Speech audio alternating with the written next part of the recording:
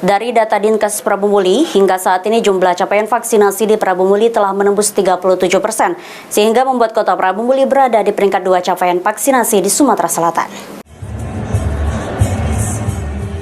Membludaknya warga yang ingin divaksin diiringi realisasi vaksinasi yang cepat, berdampak tingginya persentase warga Prabumuli yang sudah menerima vaksin. Dari data Dinkes Kota Prabumuli, capaian vaksin COVID-19 saat ini mencapai 37,4% dengan rincian dosis pertama 52.178 orang, dosis kedua 28.242 orang, dan dosis ketiga bagi nakes sebanyak 1.787 orang. Sekretaris Dinas Kesehatan Kota Prabumuli, Sri Widyastuti mengungkapkan, dengan capaian tersebut menjadikan Prabumuli menjadi kota kedua setelah Palembang dengan persentase tertinggi yang telah disuntik vaksin COVID-19.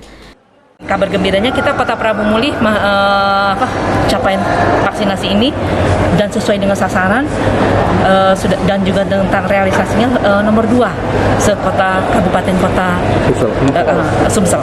Ya. Di bawah Palembang, Mas? Di bawah Palembang, iya. Cepat realisasi. Jadi kalau realisasinya cepat, jadi setiap datang alokasi langsung per pasienkes. Kemudian kalau misalnya dia cepat habis, cepat juga nanti kita meminta.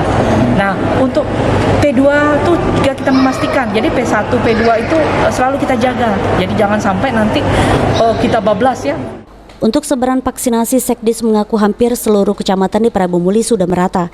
Hanya saja memang masih didominasi oleh kecamatan dengan jumlah penduduk yang padat, seperti Kecamatan Prabumuli Timur, Prabumuli Utara, dan Barat. Beni Firdaus, PAL TV.